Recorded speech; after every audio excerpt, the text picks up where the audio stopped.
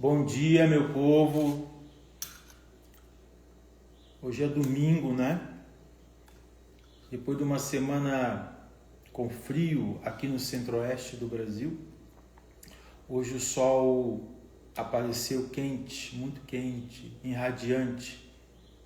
A força do sol hoje está tomando conta desse domingo, que já acordou muito bonito, né?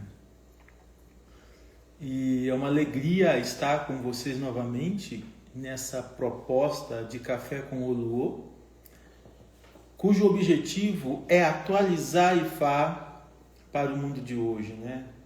Esse tem sido o nosso compromisso, esse tem sido a nossa missão, diríamos assim, né? De contribuir, né? A gente não é melhor que ninguém, mas contribuir com a atualização de Ifá no mundo, com a atualização dessa rica tradição originária da terra Iorubá, na África, e do qual somos herdeiros dos nossos antepassados que trouxeram essa tradição para o Brasil e para outros países da América em geral.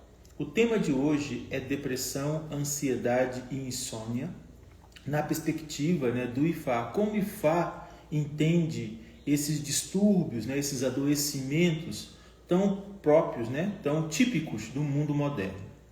Um estudo da Universidade de Harvard, nos Estados Unidos, recentemente, identificou que a depressão e os distúrbios associados a ela, tais como a ansiedade, a insônia, a agitação, TDAH, borderline, entre outros transtornos, é o mal desse milênio que já vai chegando aí para a sua terceira década. Isso é muito importante a gente situar, porque o contingente de pessoas depressivas e pessoas que nem sabem que têm depressão tem aumentado assustadoramente. Sem falar nos quadros de ansiedades que são bizarros, assim, que a pessoa também não percebe que ela mesma está sofrendo um ataque de ansiedade, né? As pessoas acabam dando nomes diversos para isso, né? Chega a ser bizarro porque isso está tão comum, mas tão costumeiro, que às vezes as pessoas que estão próximo de uma pessoa que está tendo um ataque de pânico, um ataque de ansiedade, ou com uma angústia dilacerante, nem percebe que o que a pessoa está passando é um quadro de ansiedade crônico ou um quadro de ansiedade inicial, né? Virou muito comum, né, as pessoas queixarem de que está tendo calafrio, de que está tendo batedeira no coração, né, taquicardia, palpitações, né?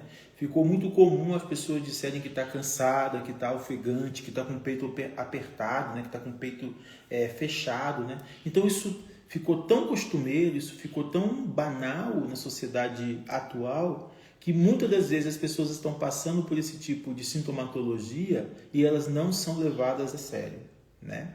Mas é um quadro de ansiedade, por mais pequeno, por mais limítrofe, né? Por mais limitado que ele seja, a pessoa pode ter um quadro de ansiedade na sua frente e isso pode ser um indício, o começo de um sofrimento situado, né? O que é um sofrimento situado? Um sofrimento situado é um sofrimento que vai começando de forma paulatina e vai aumentando, vai aumentando, vai aumentando, sem a pessoa perceber que esse sofrimento tomou conta dela. Então é um sofrimento situado, né? Muitas das vezes a pessoa nem vai dando importância, né? Ela está sentindo uma palpitação no coração, ela acorda sentindo o peito apertado, ela acorda ofegante, e ela acha que isso é normal, que isso é natural. Então esse sofrimento situado, ele vai se alargando, ele vai aumentando e de repente a pessoa está com um quadro de ansiedade generalizada, crônica, sem perceber que aquilo tomou ela, né? O mais interessante é que quando a gente percebe que houve alguma alteração no nosso corpo, né? O nosso coração começou a bater de forma diferente, a gente começou a sentir sensações estranhas no nosso corpo, de calafrio, de quentura, começou a sentir o peito apertado, o coração se apertando. Isso é um indício, sim, de que você precisa procurar ajuda. Por quê? Porque essa sintomatologia de quadros de ansiedade e outros transtornos, elas não dão recado, elas não se apresentam de forma evidente, de forma clara, de imediato. tá? Por isso que é um sofrimento situado, ou seja, ele vai se situando pouco a pouco, ele vai tomando conta de você pouco a pouco, ele vai despertando em você pouco a pouco, né? Não é de imediato. Uma coisa é você ficar uma noite sem dormir. Você levanta, vai ler um livro, vai rezar, vai fazer o que você quiser. Outra coisa é você passar noites e noites e noites e noites e noites sem ter sucesso no sono. Isso que é o problema. Isso que é um sintoma situado. Ele vai se agregando, ele vai se aumentando, ele vai se esticando. E muitas das vezes as pessoas não dão atenção. Elas não dão atenção porque o mundo moderno é tão corrido, é tão dinâmico, as pessoas estão tão ocupadas com elas mesmas, as pessoas estão tão devotas aos interesses delas, às questões dela, às idealizações dela, que elas não param para prestar atenção em si mesmas, né? Porque prestar atenção na gente é ver as alterações que ocorrem em nosso corpo. Seja na depressão, seja na ansiedade, seja na insônia ou em qualquer outro transtorno do nosso tempo. Um outro transtorno associado, que está muito associado a esses três citados, são os quadros psicóticos, né? As pessoas desencadeiam quadros esquizoides muito facilmente, né? A pessoa está lá, ela se apresenta toda centrada, toda calminha, de repente ela tem um rompante, ela surta, ela perde completamente a noção do tempo e do espaço, e aí está um quadro esquizoide, né? Ou esquizoparanoide. Esses quadros esquizoparanoide também é muito comum na nossa era. Para além dessas nomenclaturas que a gente sabe que a medicina psiquiátrica gosta de usar, eu nem gosto de usar muito essas nomenclaturas, mas usando ela só para poder situar um pouquinho essa sintomatologia moderna, esses quadros, o próprio nome já diz quadro. O que é quadro? O quadro abre e o quadro fecha. Há uma diferença entre quadro psicótico e personalidade psicótica ou estrutura psicótica. O quadro psicótico é diferente da estrutura psicótica. Uma pessoa com estrutura psicótica, por exemplo, um esquizofrênico, um paranoico, essa pessoa tem uma estrutura de personalidade psicótica, ela não vai mudar. Quando isso romper dentro dela, quando o ego dela quebrar, espatifar, essa estrutura de personalidade vai se apresentar e isso não tem cura. Isso só é contido através de medicações. Tirando o conceito de estrutura de personalidade psicótica ou estrutura de personalidade psicótica paranoica, a gente tem os quadros psicóticos, que são rompantes, que podem durar semanas, podem durar meses, mas eles se fecham depois e a pessoa consegue se reequilibrar, voltar à sua vida natural.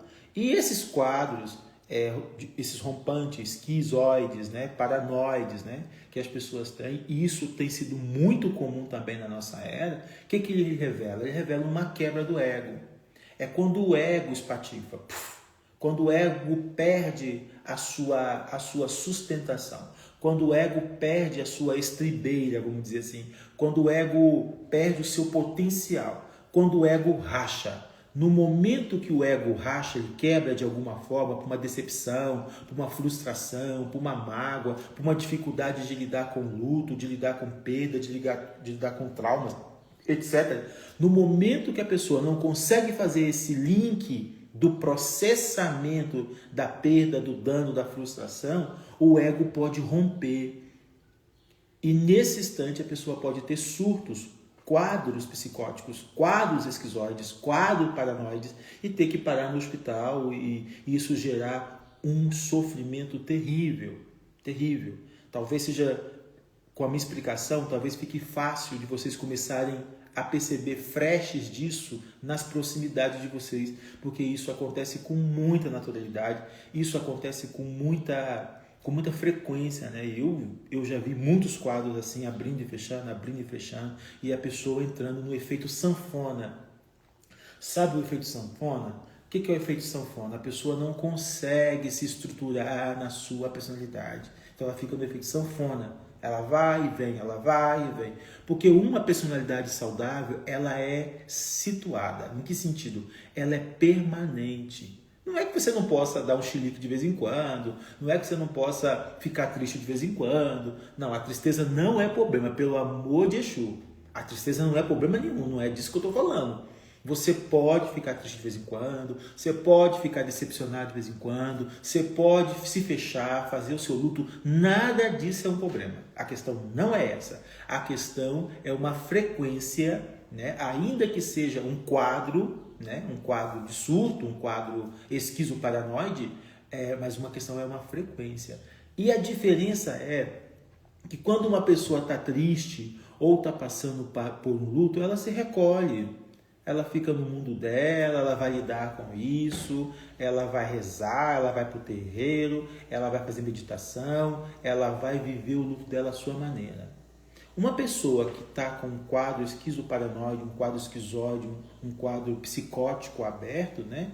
Ela não só adoece ela mesma, mas ela adoece todo o ambiente que ela está, além do tipo de movimento que ela faz, gerando sofrimento nela mesma e também nos outros.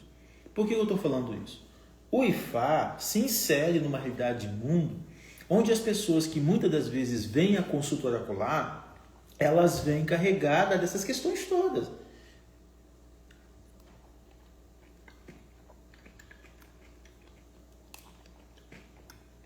Um babalaô erudito, um babalaô presente, atento, ele não vai perder de vista essas questões. Não tem como sentar diante do Ifá e abrir mão dessa leitura de mundo. Não tem como sentar diante do oráculo de Ifá e tapar os olhos para essa questão de mundo. Ah, a pessoa veio, tem que fazer ebó para Exu, tem que ofertar ao Oxum e ofertar ao algum, ponto, acabou. Isso não é Ifá, gente.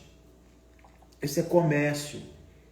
Se você senta diante de um babalaô e ele fala lé com cué para você e fala que você só tem que fazer sacrifício e ponto final, isso é comércio. Isso não é Ifá. Ifá é uma medicina poderosa. E ela pode ser atualizada para o nosso tempo. Então, nós babalaôs e alaôs precisamos estar atento a essas questões do nosso tempo. O babalaô precisa de estudar, precisa de ler, precisa estar atento, precisa saber o que acontece no mundo, né? Precisa se atualizar, né? Mas, nesse momento de mundo, de Brasil sobretudo, babalaô virou profissão. Eu costumo dizer que duas profissões imediatas surgiram no Brasil. Com a crise do trabalho, com a crise do desemprego no nosso país, duas profissões imediatas têm respondido a essa crise. Quais são elas? Motorista de Uber e pai de santo e mãe de santo, babalaô e alaô. Formas fáceis de ganhar dinheiro. Formas rápidas de ganhar dinheiro. Infelizmente, eu preciso dizer isso para vocês.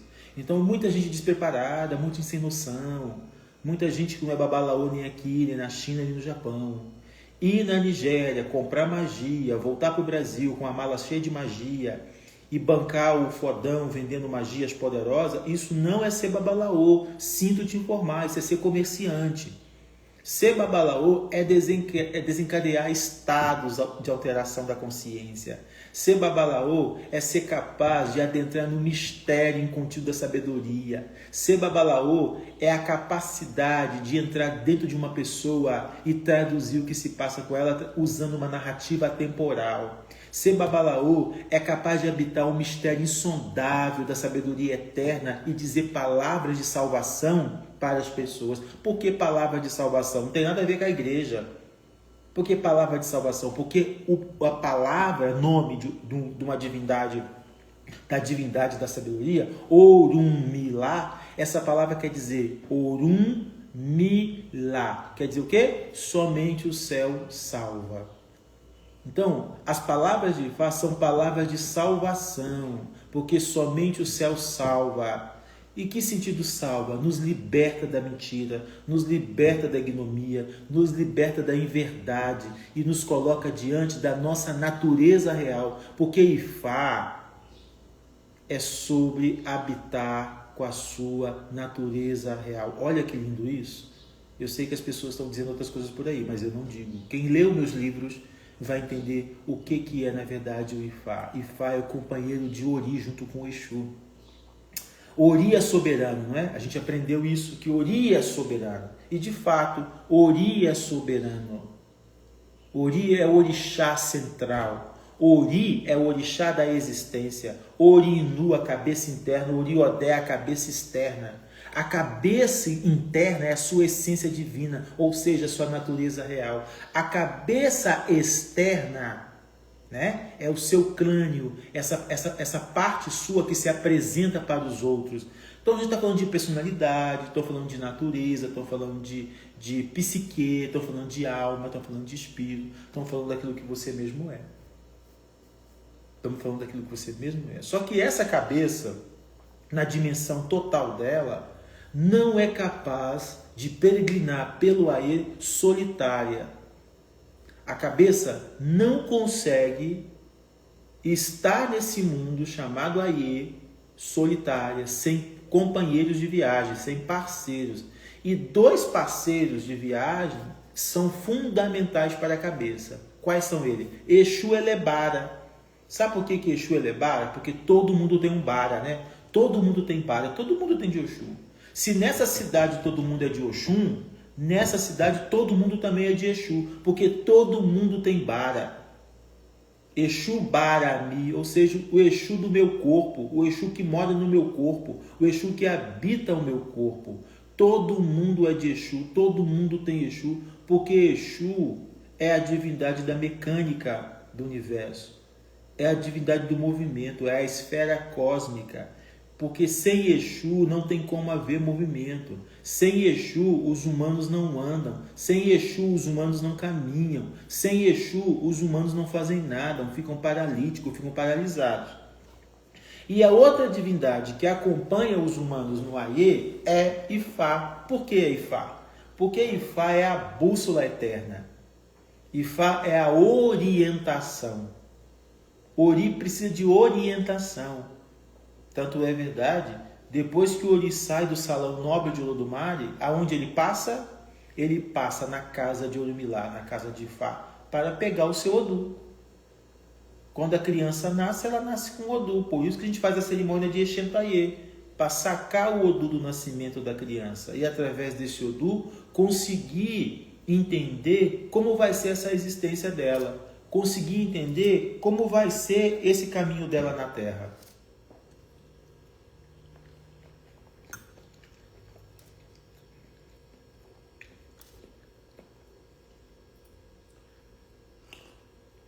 Então, é muito importante a gente ter essa compreensão de existência, de que não tem como a gente existir. Mas, Olô, você falar que a gente caminha, que Ori, né, que a existência pessoal da pessoa, caminha para a Terra com Ori e com Ifá, o senhor está dizendo que a gente tem que iniciar em Exu, tem que iniciar em Ifá? Não estou dizendo nada disso. Ninguém precisa iniciar em nada, gente. Arranque isso da cabeça de vocês. Ninguém precisa iniciar em nada. A priori, vocês não precisam iniciar em nada para existir. Eu tenho que iniciar no tal para existir. Não. Ninguém precisa iniciar em nada para existir. Porém, algumas pessoas, homens, mulheres, crianças, jovens, adultos e velhos, porque velhos, tem pessoas que só vão perceber isso na velhice. Algumas pessoas, em geral, elas fizeram compromissos lá no Orum, antes de sair do Orum, de chegar no Aê e praticar algumas tradições, de praticar alguns cultos, de se ligar a cultos ancestrais que estão na egrégora dela, né? Então a pessoa vem cá para a Terra e ela percebe, nossa, para mim ter uma vida boa na Terra, eu tenho que cultuar Xangô. Nossa, para mim ter uma vida assim assado na Terra, eu tenho que cultuar Oxum. Nossa, seria muito bom eu ter Ifá, porque eu na vida passada, ou no momento da minha vida, eu me perdi e nesse momento Ifá vai me ajudar a me orientar. Mas tem pessoas, gente, que são tão bem orientadas na vida, que estão tão bem orientadas na vida, que elas não precisam nem mexer com o Ifá, porque já está selado no olho dela. Está muito bem estruturado isso. Então, as pessoas que precisam iniciar Ifá, que precisam iniciar em Ebé, em Orixá, em Ami, em Egungun, que seja, são pessoas que estão necessitadas de campos de forças astrais para ajudá-las nessa existência. Nós que somos iniciados não temos privilégio nenhum, nós não somos privilegiados. Pelo contrário, nós temos uma existência adoecida e estamos precisando de ajuda de Orixá para poder estruturar a nossa existência de forma positiva, e cada um na sua dinâmica, porque também essa necessidade não é parecida, não é igual. Entende? A minha história, a história do meu Odu, a precisão do meu Odu não é igual à sua.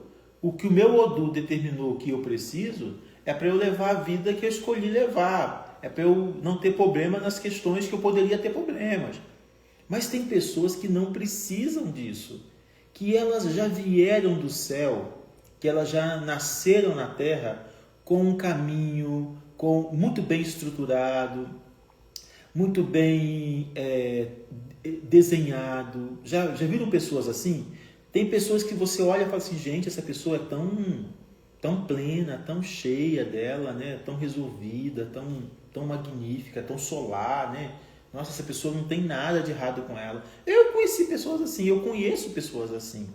Isso não quer dizer que em algum momento a pessoa não possa vir fazer uma consulta com o oráculo. Isso não quer dizer que em algum momento a pessoa não pode ter um problema ali e receber a ajuda do oráculo para resolver esse problema. Entendeu? Então a questão é muito mais leve, a questão é muito mais sutil do que o balbúrdio, a maluquice que isso está virando em nosso país. É caso grave, é muito grave o que o Ifá está virando no mundo. O Ifá está virando qualquer coisa, menos uma espiritualidade decente para o mundo de hoje. Não só Ifá, Umbanda, Quimbanda, Candomblé, tudo isso está passando por crises identitárias, por crises de lugar, por crise de tradução, né, dessas práticas antigas, né, porque o mundo está influenciando a compreensão dessas tradições e elas estão correspondendo essa dinâmica de mundo, né? Então, existe, não é todo mundo, não é tudo, né? Tem babalaôs, tem alaôs, tem pessoas aí fugindo dessa bolha, fugindo dessa matriz e buscando sim praticar o culto da maneira mais genuína, da maneira mais verdadeira possível, né? Porque também praticar um culto ancestral antigo de forma verdadeira, suprema, não é possível, né? Porque o culto vai se traduzindo de acordo com o tempo, né? O que a gente precisa parar para pensar é fugir de uma ideia equivocada que parece ganhar relevância de que o Ifá, de que a tradição de Orixá, e aí eu insiro aqui em Umbanda, o Candomblé, são tradições que estão desatentas ou estão desocupadas de um caminho espiritual com capacidade de transformar as pessoas. Eu acho que o objetivo fundamental de uma prática, seja no Candomblé, na Umbanda, na Quimbanda e no Ifá, que eu vou dizer uma coisa para vocês, são 4 tradições nesse país, né? A Umbanda e a Quimbanda com as suas variações, né? Porque quando a gente fala de Quimbanda e Umbanda no Brasil, a gente está falando de um monte de variações. E quando falamos de Candomblé, também estamos falando de várias variações, e de Ifá também. Mas nós temos 4 troncos dessas tradições africanas no nosso país, que elas ocupam de 4 instâncias aí, que eu vou te chamar de princípios espirituais que podem ajudar uma pessoa a formar a sua vida espiritual, que pode ajudar uma pessoa a se construir espiritualmente. A Umbanda é o básico. A Umbanda ensina as pessoas a serem genuínas, caridosas, respeitosas, fraternas. Então, a Umbanda é o básico. A Umbanda é uma escola de amor. A Umbanda quando é bem praticada, né? Depois, nós temos o Candomblé. que está exatamente no meio entre a Umbanda e a Quimbanda, porque o Candomblé é neutro, né? O Candomblé é pedagógico, o Candomblé é didático, né? O Candomblé, um Candomblé bem feito, é disciplinador, né? Então, uma pessoa entra para o Candomblé e ela aprende uma disciplina que vai moldar o corpo dela para a orixalidade. Depois vem a Quimbanda, que é um momento de maturidade muito grande, porque a Quimbanda é o Tantra brasileiro, né? A Quimbanda é a liberdade, né? A Quimbanda é para gente adulta, a Quimbanda é para gente que amadureceu, né?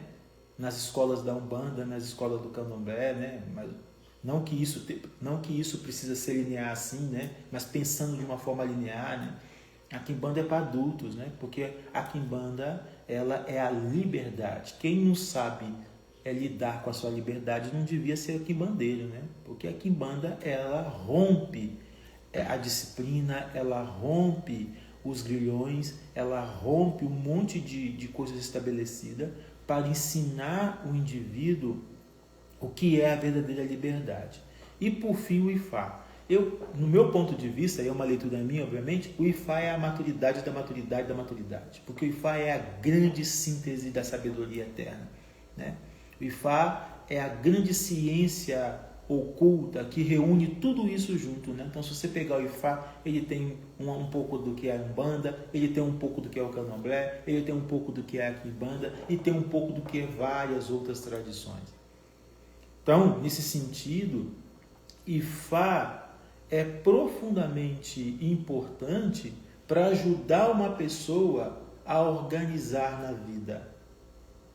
E essa pessoa, quando vai a uma consulta oracular com um babalaô, com uma ialaô decente, e escuta dele através de um Odu bem dissecado, de um Odu bem trabalhado com a pessoa, o babalaô, a ialaô consegue entender a precisão desse indivíduo, a precisão dessa pessoa para ter Ifá, para ter orixá ou qualquer tecnologia ancestral.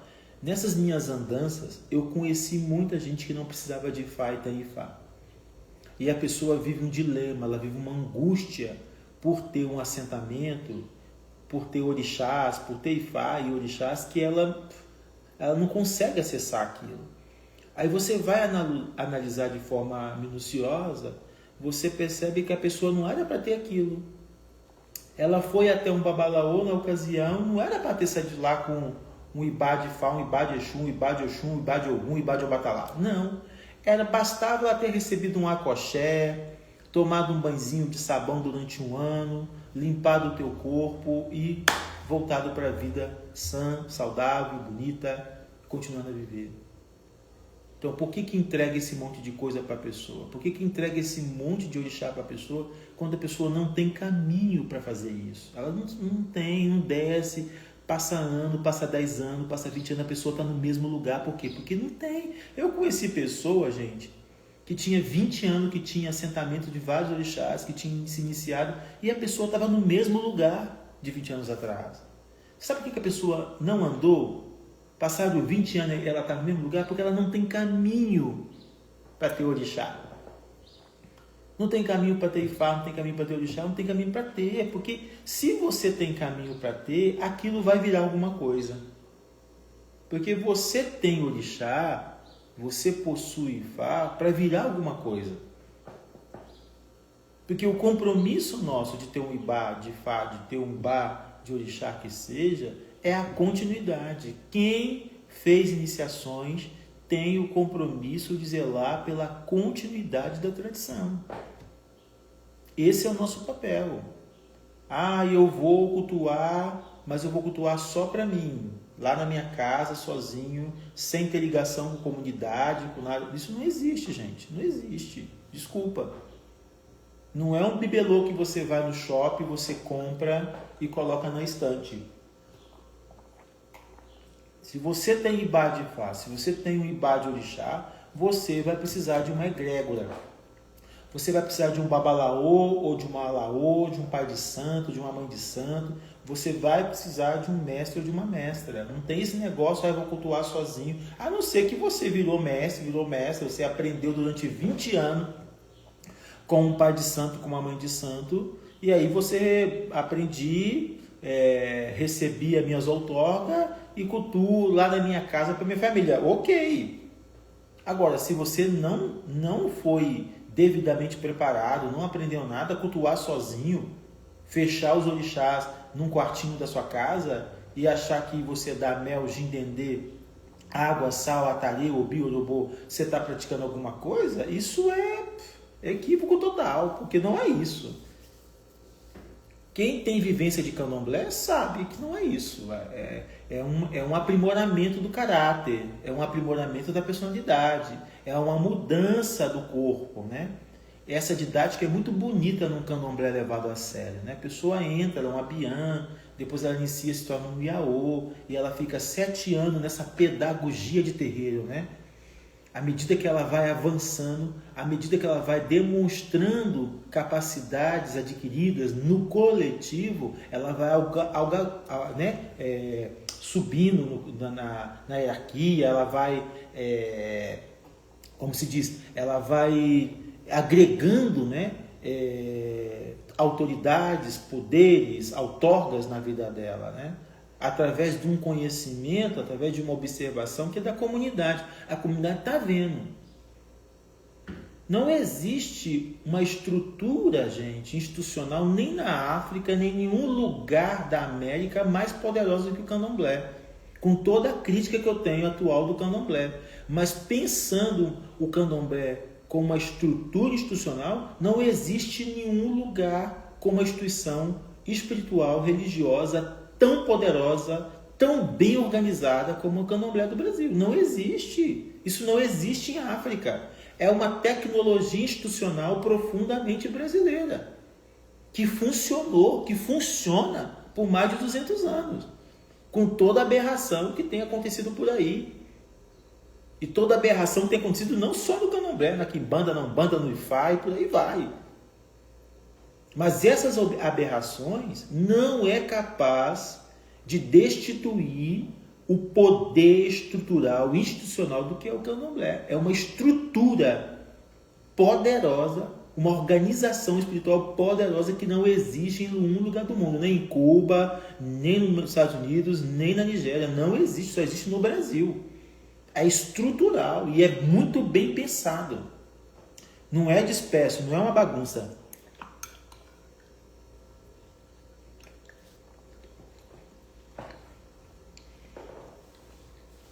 Porque trata de uma estrutura organizacional muito bem feita, que molda corpos, que organiza corpos, que molda mentalidades, que organiza mentalidades. Então, o adepto, ele precisa ter essa assimilação de participar de um território sagrado, onde tem mestre, mestra, professor, professora, mais velho, mais novo, o antigo e o novo, quem entra, quem está vindo, quem já vai, quem nasce, quem morre. Ele precisa de participar de uma estrutura dessa, que possibilita, sobretudo, uma organização do caráter, uma organização da personalidade. A pessoa participa de uma tradição que não muda ela? A pessoa participa de uma tradição que passa 20, 30 anos, ela está do mesmo jeito? Não, não é esse o caminho de nenhuma dessas tradições citadas aqui. Nem da quimbanda, nem da umbanda, nem do candomblé, nem do ifá. Por isso que a gente não pode pensar isso de forma solitária. E o que eu quero dizer com tudo isso é que se a gente pratica o ifá da forma que ele nos convida a praticar, a gente consegue lidar com os dissabores, as diabruras do nosso mundo moderno. Se você cultua ifá, e se você cultua ifá para além do Ossé, porque tem gente que acha que o Ossé é o culto de ifá, né? Ah, eu faço meu Ossé de 4 dias, tá tudo bem. Não, isso aí é liturgia. Isso aí é só liturgia, gente. Você colocar ali o seu sal, a sua água, o seu gin, o seu dendê, o seu mel, o seu obi, o seu orobô, em cima do seu Exu, dentro do seu ifá, isso é liturgia. Mas o culto não é isso, desculpa. O culto tem que transcender a liturgia. O culto tem que ultrapassar o Ossé. O culto a ifá e também ao orixá tem que ultrapassar a sua obrigação de fazer o OSE, de fazer limpeza de 4 em 4 dias. O culto é a você. O culto é a sua natureza. O culto é o Ifá que mora dentro de você. O culto é o Exu que vive dentro de você. O culto é o Ori, que é você. Não adianta fazer o OSE, não adianta. Vai virar uma mecânica. 20 anos que eu tô no Ifá e posso dizer isso para vocês com segurança. Vira mecânica, não vai dar em nada. O que muda, o que modifica, o que agrega, o que potencializa é a transformação que a gente vai produzindo em nós. E aí o OSE passa a ter um outro sentido. Aí o OSE ganha um outro lugar, porque eu estou fazendo a limpeza dos meus assentamentos e estou limpando a mim mesmo. Aí ofertar mel, água, gin, dendê, obi, orobô, atarê e sal ganha também um outro sentido, porque eu vou começar a perceber que o mel que eu estou dando para o meu Ifá, para o meu Exu, na verdade é a doçura que eu preciso. Então eu estou dando mel, isso amargo. O dendê que eu estou dando ao Ifá, ao Exu, o que o dendê faz? O dendê é para eu não perder as minhas guerras. O dendê é para eu manter o calor da vitalidade da vida. Então eu vou entender que o dendê que eu estou dando para o meu Ifá, para o meu Exu, é a força que eu preciso para não desistir das minhas lutas. A água que eu coloco no meu Ifá, no meu Exu, ou no Orixá, é a leveza da vida que eu preciso. Essa compreensão que vai, que vem, que passa pelo Ibá e passa pelo Ibá, que é o meu corpo, porque o meu corpo é um Ibá, o meu corpo é um assentamento, não é verdade? Essa compreensão, ela sim me produz.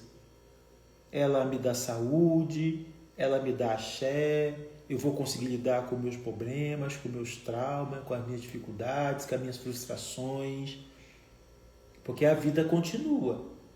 Teifá não nos brinda de ter problemas. Teifá não nos brinda de ter dificuldades. Teifá não nos brinda de enfrentar a vida tal como ela é.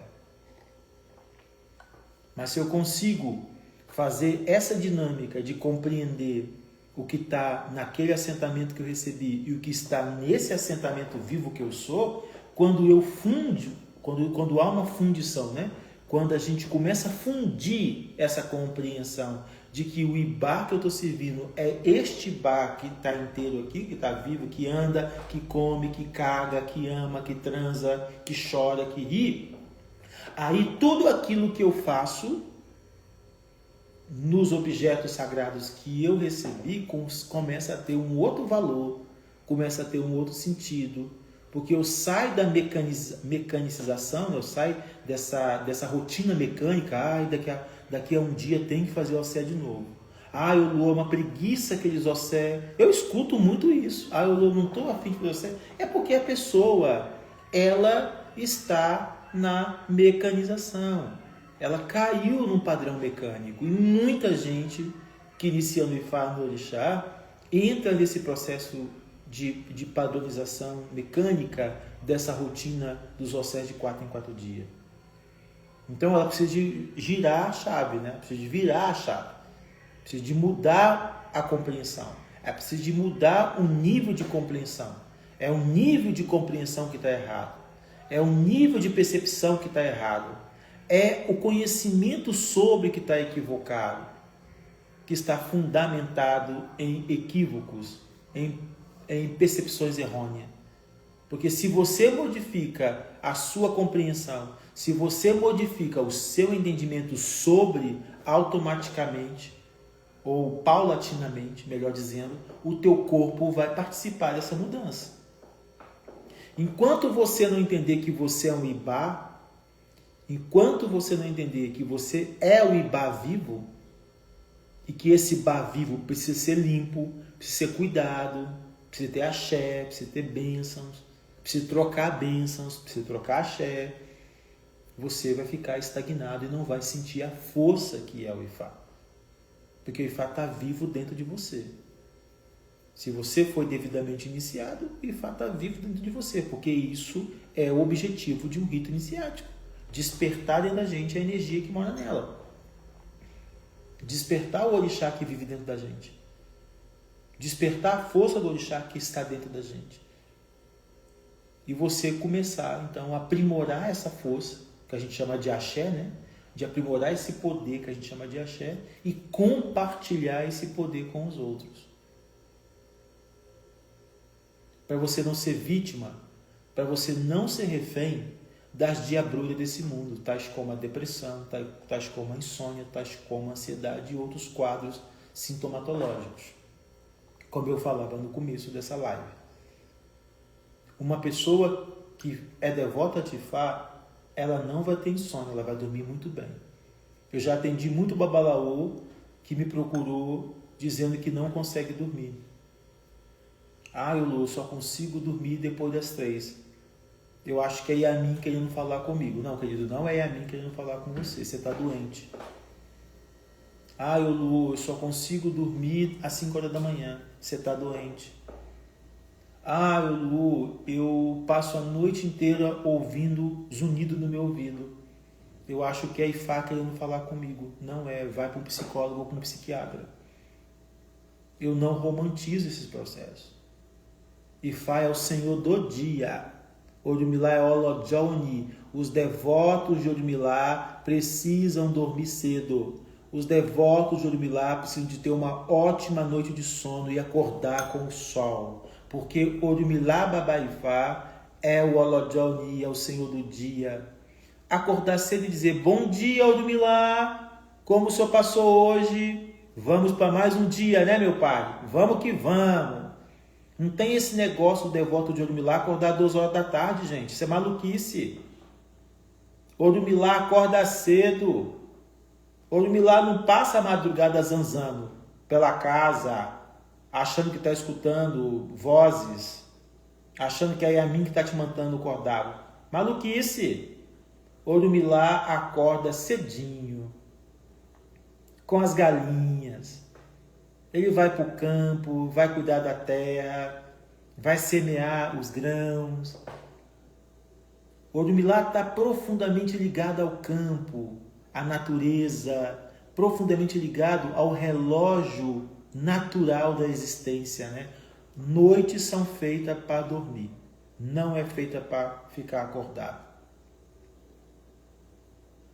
Se você não consegue dormir à noite, você está doente, você está com insônia e você precisa de buscar ajuda, seja espiritual, seja medicamentosa, seja psicológica, seja o que for. Você não está bem. Porque quem não dorme morre cedo, hein? Quem não dorme morre cedo. O sono é fundamental para restabelecer um monte de hormônios, um monte de coisas no teu organismo. Não tem essa de que eu sou babalaô, eu tenho que ficar a madrugada inteira acordado. Se eu depender disso, querido, eu estou entregando a minha carteira de babalaô. Estou desistindo de ser babalaô. Eu durmo plenamente a madrugada inteira. Não faço questão. Às vezes eu tenho que fazer uma obrigação, às vezes eu tenho que fazer um orô, que aí, né, ele vai terminar 2 da manhã, já aconteceu de terminar 4 da manhã, mas eu estava trabalhando. Mas dizer que isso é minha rotina, de jeito nenhum. Estou entregando a minha carta, o meu CRP de babalaô, desisti. Se for para babalaô ficar acordado a noite inteira, desisti. Não quero ser babalaô. Porque o Orumilá que eu conheço, o Orumilá que se apresenta na minha vida, acorda cedo. É o Senhor do dia. Olodjoni Mojubareo. Bom dia, meu Senhor do dia. O dia é muito importante para o Batalá e para o Orumilá. Nunca esqueçam disso. O Batalá e o Orumilá são divindades do começo do dia, do amanhecer. Muito bonito isso, né? Então, o devoto de Orumilá tem que ter sono muito bom. Devoto de Orumilá tem que ter uma vida regrada. Não pode ser cachaceiro. É devoto de Orumilá, é cachaceiro. Nada contra os cachaceiros. Também não é proibido de beber, não é. Mas um devoto de Orumilá que leva uma vida de qualquer jeito, não pode também. Isso está lá em Cafún, não é a invenção da minha cabeça. Está em Cafún. Cafún diz isso. A gente não pode ir fragmentando a tradição e achando que, porque não, é outra coisa, isso é passado. Não, o que os antigos nos ensinaram devem ser traduzidos da melhor forma para nós hoje. Então, tem um verso do Odu Ejiobê que fala que Orumilá acordou um dia muito triste.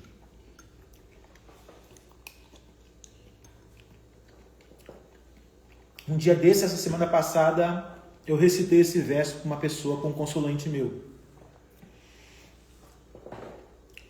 E eu recitei esse verso para ele, né? Que fala que o Orumilá acordou muito triste, estava muito com o coração apertado, estava muito entristecido. E aquilo deixou os discípulos, os alunos dele, muito incomodados, porque ver Babá na magnitude dele entristecido, né? É uma coisa rara. Então, os discípulos de Orumilá começaram a questionar por que Babá estava entristecido, por que Babá estava tão triste. Babá não queria dizer. Babá não queria, estava fechado, não queria falar disso.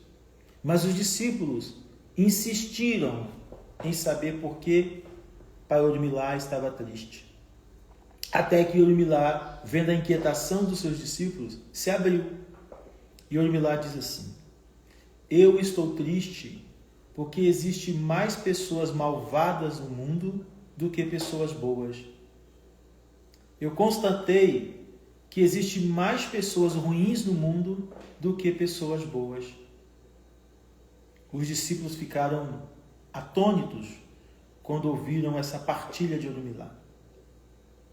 E aí, Babá falou essa situação que ele estava passando e continuou triste. Os discípulos decidiram entre eles quem era o mais apto ali para poder fazer a consulta ao Ifá para Babá, e foram até a Babá para que o Ifá fosse consultado para ele, né? Em várias narrativas da itanlogia, né? Do corpus literários de Ifá, como diz os cubanos, existem vários versos aonde Orumilá vai à consulta oracular. Ele mesmo é um consulente, né? Ele mesmo é um cliente. E aí foi feita a consulta, o Odu Ejiobê apareceu, se apresentou.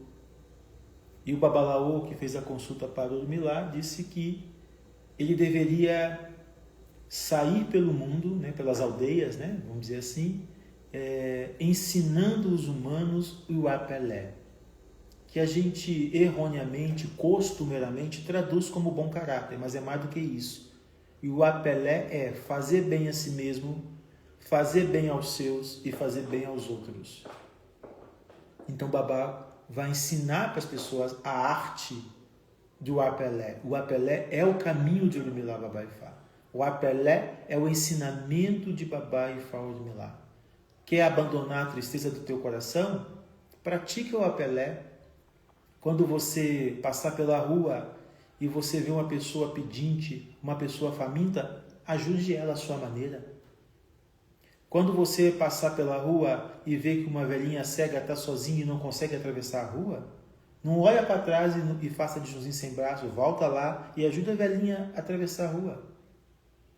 Se você na sua rua tem cachorros que estão famintos, que não tem nada para comer, alimenta os cachorros da rua. Se a sua mãe está adoecida num outro bairro, numa outra cidade, e você fica postergando a visita a ela, abandona tudo e vai ficar com a sua mãe. Depois você decide. Por quê? Porque é uma lei do Ifá honrar pai e mãe. Não é só lá da Bíblia cristã, judaico-cristã, não. E no Ifá, na tradição africana, a gente também tem que honrar o papai e a mamãe. Isso é o Apelé. Isso é o Apelé. Na prática.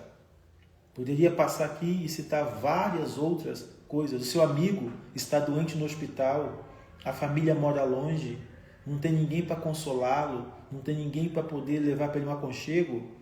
Desocupa um pouco do seu tempo, da sua pressa e vai ao hospital ficar com o seu amigo. Isso é o Apelé.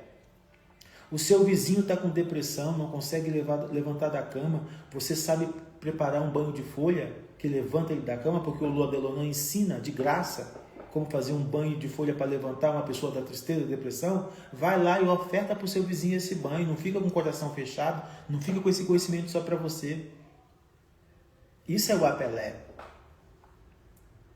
A sua vizinha do outro lado, o marido está desempregado, está sem 1 quilo de arroz, um pacote de feijão, oferece ela sem retorno, sem cobrança, um pacote de arroz e feijão. Isso é o apelé. Porque a gente acha que é só no cristianismo, a gente acha que é só no islamismo, só no judaísmo a gente tem que praticar a benevolência e a compaixão. No Ifá a gente também tem que praticar a benevolência e compaixão. Porque o Orumilá é profundamente compassivo, o Orumilá é extremamente benevolente. Está nos oriquis dele, basta ler. Lê as traduções dos oriquis que você reza, que vocês vão ver que o Orumilá é esse ser divino compassivo, benevolente, extremamente dócil, extremamente bondoso. E nós, discípulos de Ifá, precisamos seguir esse exemplo. Eu não sou perfeito, eu estou longe, mas muito longe de ser igual ao meu pai Orumilá. Mas eu tenho insistido, viu? Às vezes dá um desânimo, às vezes me dá uma vontade de jogar tudo pro alto e voltar a ser o normal, igual a todo mundo. Mas o Orumilá pega, me puxa, vem cá, seu Adelonã, o seu compromisso é esse, você vai insistir, porque você veio para esse mundo, você veio para essa terra para fazer isso. Aí eu vou lá, porque é assim. Às vezes a gente desanima mesmo, porque a gente não é perfeito. Mas a gente precisa de insistir em ser melhor, insistir em ser perfeito, e insistir em ser a melhor versão nossa. A gente tem que insistir nisso. Então, você quer abandonar a depressão da sua vida? Você quer abandonar a tristeza da sua vida? Você quer abandonar os surtos que te tomam de vez em quando? Você precisa praticar o apelé. O apelé é um remédio maravilhoso. O apelé é uma medicina maravilhosa, porque transforma a gente de dentro para fora. O ebó que foi recomendado é salutar. O ebó que foi recomendado na consulta ocular pode ser poderoso, mas não esqueça que o ebó que foi recomendado, o sacrifício que foi recomendado, gente, como eu falava ontem, ele é só uma maneira, ele só é uma tecnologia de ajudar a alteração do campo energético, do campo magnético negativo que está dominando a gente. Se a cabeça não vai, o campo magnético não muda. Assistam a minha live de ontem, Felicidade para o Ifá, que lá eu explico sobre o campo magnético. A gente precisa de mudar o campo magnético. A gente não modifica o campo magnético somente com ebó, somente com sacrifício. O campo magnético também é modificado com a disponibilidade da nossa Ori. A nossa Ori precisa estar disponível para essa mudança. A nossa Ori precisa estar disponível para essa alteração. Se a Ori está fechada, se a Ori não está disponível para essa mudança, o campo magnético pode ficar bloqueado e a gente sair de um ebó, sair de um ritual, sair de um sacrifício e não ter mudança nenhuma. Eu vou parando por aqui. Que Ifá abençoa cada um de vocês. Que Ifá traga muita vitalidade para vocês. Durmam bem, comam bem, descansem, sejam bondosos, sejam pacientes e sejam compassivos. Tenham paciência com as frustrações, tenham paciência com seus medos, tenham paciência com as suas dores. Sabe por quê? Tudo passa. Tudo passa. Quando a dor te tomar, quando a frustração te tomar, quando o tédio te tomar, quando algo ruim te tomar, respire profundamente. Sente diante do teu Ifá, diante do teu orixá, diante da sua pombagira, diante do seu Exu, diante do seu boiadeiro, do que for, não tem problema. Diante de Jesus, diante do santo, não importa. Sente lá, respire profundamente e traga para você o alento da paciência. Pensa assim, tudo passa. Seja generoso com você na dor. Não fuja da sua dor. Não manda o seu transtorno, a sua dor, a sua incompreensão, a sua dificuldade embora. Habite com ela. Agradeça a Babá Orumilá, agradeça a Deus pela dor. Obrigado, Senhor, por essa dor que está me ensinando isso, aquilo. Porque se você ficar batendo com a dor, se você ficar brigando com ela, ela vai insistir mais ainda. Então comece a agradecer pela dor. Depois que você agradeceu pela dor, você agradeça pela paz. Obrigado, Senhor, por essa paz. Mesmo que eu não tenha paz. Obrigado, Babá Ifá, pela paz. Você já agradece a Ifá, a Orumilá, a Orixá, a Deus, o que for, por aquilo que você ainda não tem, mas você quer. E habite com isso. Nada melhor que um dia após o outro. Não violente você. Não se desrespeite. Não causa transtorno nenhum. Oluô, tem 15 dias que eu fiz um ebó para arrumar um trabalho e nada acontece. Abandona a ansiedade. A ansiedade atrapalha o campo magnético. Eu posso dar uma aula, uma live inteira sobre campo magnético e explicar para vocês que uma pessoa que pediu, mas está ansiosa, só fica pensando nisso, fica perturbada, porque o Pai de Santo me enganou, porque o Pai de Santo está mentindo para mim, não fez as coisas certas, nada acontece. Esse tipo de pensamento, esse tipo de ansiedade atrapalha o campo magnético. Por quê? Como o ebó foi feito para você, se a sua energia oscila, se a sua energia desconfia, ela impacta o campo magnético.